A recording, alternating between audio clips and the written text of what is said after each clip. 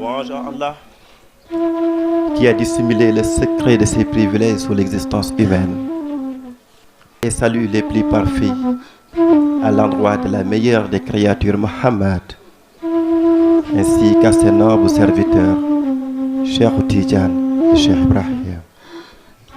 Honorables invités, parents et amis, très chers guides, soyez les bienvenus.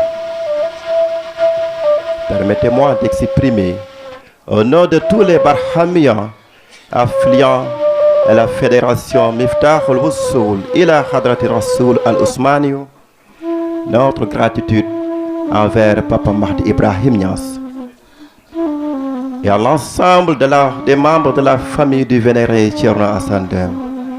Et oui, Thierno, lui qui avait reçu l'ordre de quitter Fouta pour Kaolack.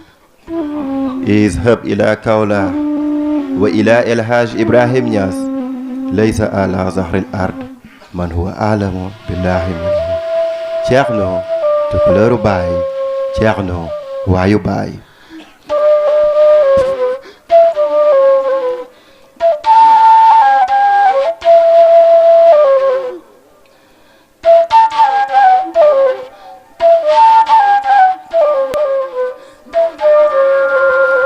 Dieng Salah, nous voici venus d'ici et d'ailleurs pour chercher le meilleur, car vous êtes sans doute, par la grâce du Créateur, le grand serviteur du détenteur de la Faïda Akhirou Zaman, le distributeur des faveurs, le rénovateur et le vivificateur de l'islam en toute heure. De l'est à l'ouest, du nord au sud, votre grade de général Baye est reconnu. Un grade que cette présente génération n'a de quoi remettre en cause. Un grade que les générations à venir n'auront rien à refuter. Un grade énorme, voire même démesuré. À travers Dieng Salah, en un temps record, plus d'1 millier de créatures, dans des horizons opposés, ont pu embrasser l'islam, la Tijania et la Faïda. Baye Ousmane Dieng nous a fait savoir que, pour les ambiennés, la valeur n'attend point le nombre d'années. Zalika fadlulillahi yutihi man yasha'u wallahu zul fadli azim.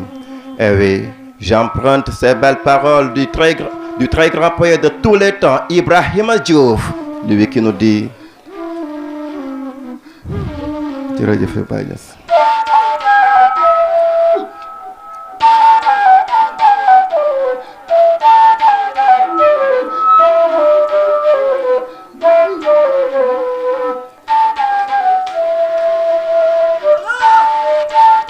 Yàlla famille denc ay mbootam mbindeef du ko foog du ko xam fañ ko foog du denc foofu Sidi Barham.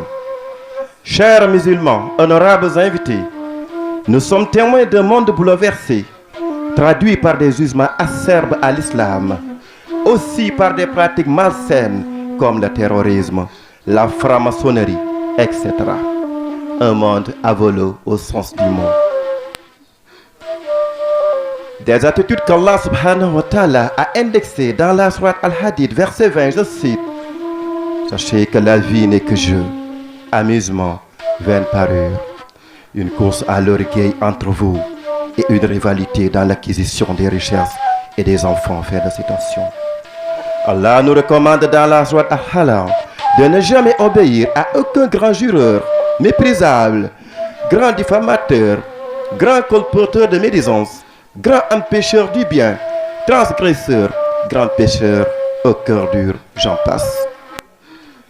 Également, force est de reconnaître que notre société est affaiblie par une perte des valeurs et une dégradation des mœurs, engendrant une déprédation notoire ou délinquance. Pour remédier à ces situations, nous devons faire surface les enseignements de Maulana Cheikh Ibrahim, qui nous incite au travail, au respect des valeurs, mais aussi à la crainte de Dieu. Baye nous dit, je cite: je vous recommande ainsi qu'à moi-même, dans le visible comme dans le caché, la crainte révérentielle qui est le secret des secrets, Selon Cheikh Ibrahim, la crainte consiste à suivre les recommandations divines et à s'abstenir des interdits dans l'apparent et dans le caché. Comme l'affirmait son disciple nigérien, Malam Tidjani Ousmane, Baye cherchait à restituer à l'homme son humanité. Allah nous dit dans le Coran, je cite, « Suivez Dieu ainsi que le prophète et ceux qui détiennent le commandement. » Sourate An-Nisa, verset 59. Sénégal, bu ñu royoon Baye noppal na leen commandant seetul fu ñuy xëccoo nguur seetul trésor.